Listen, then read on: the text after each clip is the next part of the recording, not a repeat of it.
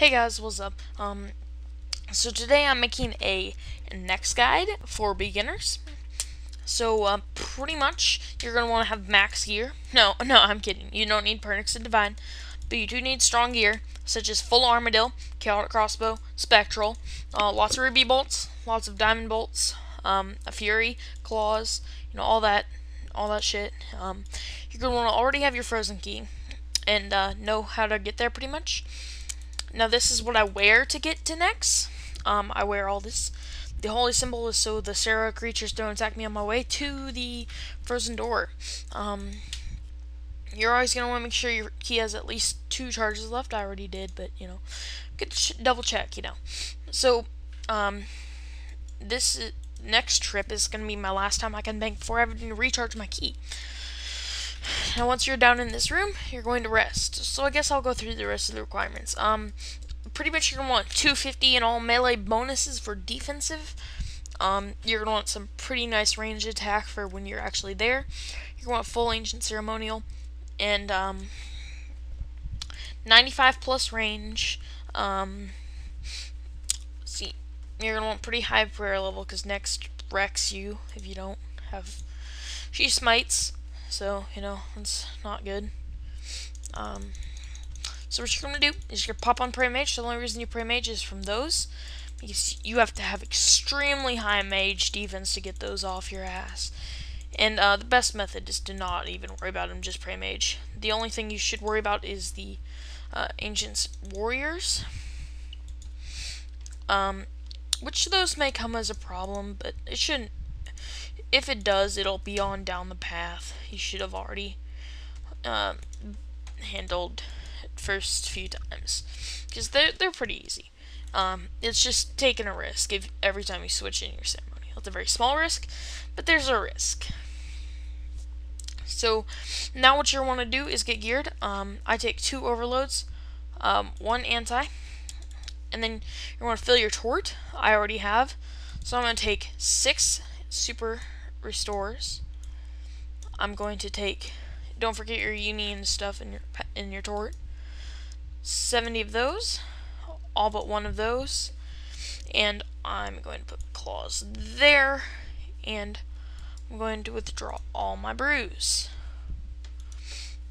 So pretty much it depends on what phase they're in. They're not in the final phase. They're probably on blood.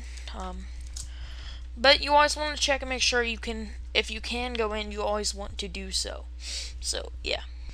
Oh, by the way, if they have on the blood, if they have killed Umbra, then you can do it. And yeah, they just ran over there, so that means they're on the either ice or they're finishing the ice, about to get on the final phase, which is the Zaros phase.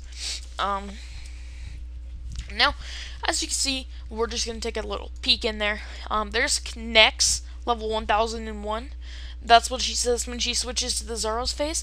And in the Zaros phase, she prays Soul Split and melee, and sometimes no prayer at all. But if you spec on the melee, it's worse than a normal deflect. It's more powerful than a vengeance. So if you claw spec on the pray melee, you're dead. Yeah, that's pretty much a nice way to summarize it. You're dead if you claw spec on the pray melee. So right after it turns off, the pray melee is when you want to claw spec on the final phase, if you feel like claw specking on the final phase. And that's only if you you one spec on the blood phase, and you have spec restores to get full for the next kill. You 2 spec on the beginning, then you spec restore, then you 1 spec on the blood phase, and then you and then you 1 spec the final phase, and then you spec restore, and then you should have full spec again at the beginning. So that's pretty much the basic specking. Now, of course, I didn't take a spec restore because I'm showing you this in a mass. Oh dear, massing. What a wonderful thing. So, as you see, it turns on Wrath right as it dies. And now, oh my god, the entire team is going to run over there. Nope, I survived. It was not a loot. So, pretty much you're going to climb down once Nex has been killed, and it's your turn to come in. And you see these 4 pillars in the middle of Nex's room. You're going to want to stand in the line of two in between two pillars. No, not diagonal, because you'll get your ass raped. Next spawns right here. So you want to stand either here, here, here, or here. Now if you don't, you're dead.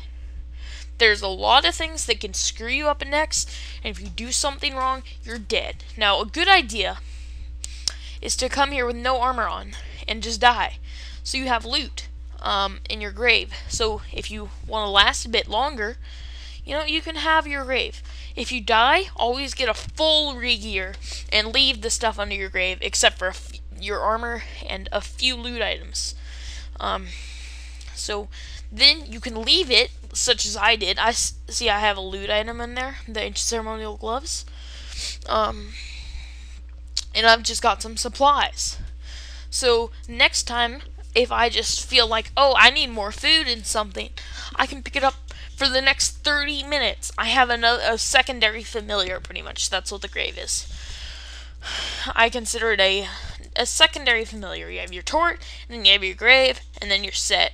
Now this is only if you happen to die, should you do this.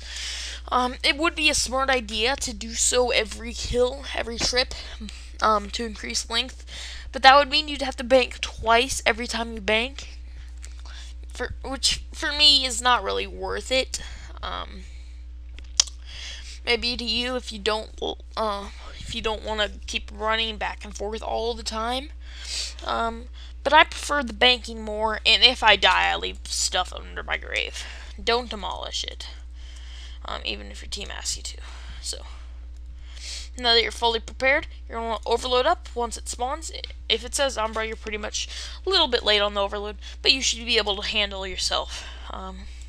You're only going to want to drink 2 doses of brew. Once it says fill my soul with smoke, and shoots that one thing from Fumus over to Nex. That means the smoke phase has started and the next kill has begun. Now at this point you're going to spam brew if you're getting tanked hard.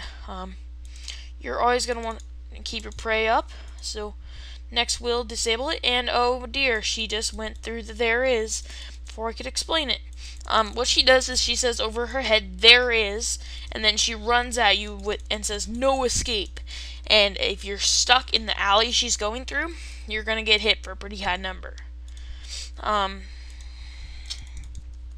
So now we've already finished the first phase, so now you're going to put it on Heart Prayer or Range Prayer, doesn't matter. They both work effectively. I prefer Heart Prayer. So if you're panicking and you're about to die, it'll heal you up. That's just my personal preference. Some people say prayer range reduces the damage you take, but my main concern is the shadow barrages it casts under you, like that. If you're standing under it, it'll explode, like so, and it'll kick your ass. So, don't want to be standing under those. And when it says embrace darkness, it's about to do that. And when it says fear the dark, fear your shadow, or whatever the hell it says, that means it is doing that as it says that, so you're not going to want to click away if you don't want to watch under yourself for that. When it says Umbra don't fail me, or any minion's name don't fail me, that means it has released that minion, and Nex cannot be damaged, but the minion can. And that was a pretty bad situation. I don't know how I survived that. Because if there's 3, you don't want to run over them, because you get hit by 2, at least 2, and you could be hit by 3. I don't know how I got out of that one. And after this one, you're going to put on your Prey Mage and your Steel Skin. I don't have Rigor, so yeah. Eagle Eye, people say use Eagle Eye. Yeah.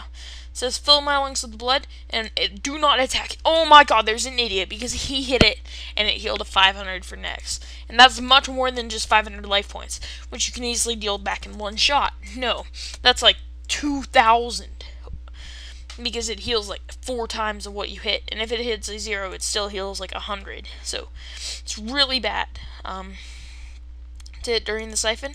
And when it says, I demand a blood sacrifice, it's going to target somebody and make them red. And pretty much half that person's prayer. That's all that really does. But that also gives you a heads up and 4 crossbow shoots on rapid that is going to use the siphon. So somebody's going to count out 1, 2, and just count out. And then when somebody says off, you get off. So it's pretty much in a mass. You should be able to do it in one siphon, which would be the first original starting off siphon. It won't even siphon after that, pretty much in mass, but it can. So just be aware of that.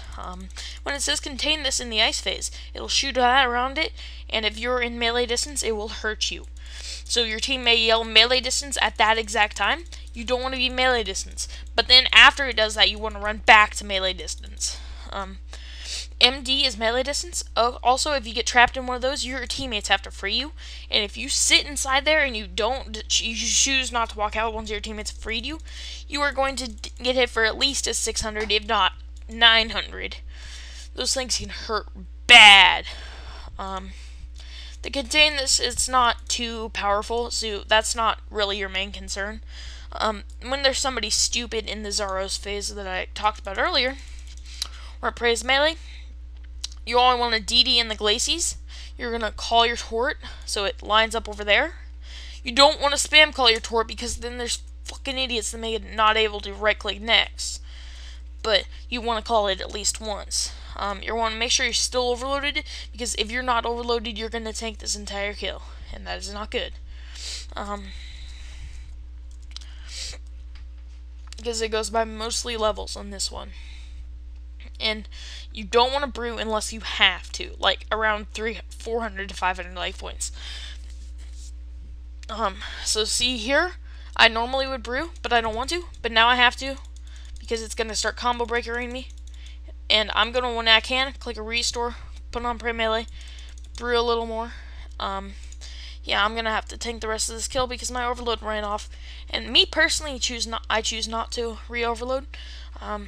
Lots of people choose not to as well, but I personally don't like to re-overload at the very end when there's barely anything left on Nex's health bar. So you're going to want to have been in diamonds for this as soon as you DD. And it's hover your mouse over here on the minimap because it's about to die. And when it dies, you're going to want to... you may have to brew. I haven't. Or it's going to say taste my wrath. You're going to run this way. Furnace mask on vid! Ah! Oh my god! Oh my god! We just did the dry streak on video while making a guide. Ah! No, not really. But that was a 5-mil split, so, you know. It helps, you know. Troll.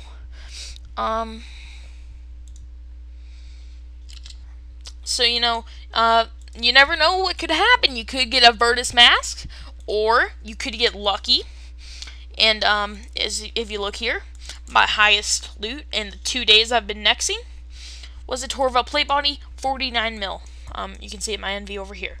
But that was back when I was using Void like a noob. You can use Void, but it's not recommended. You tank the entire time. It's just not good. I only did it to get enough for a Spectral and some Armadillo. But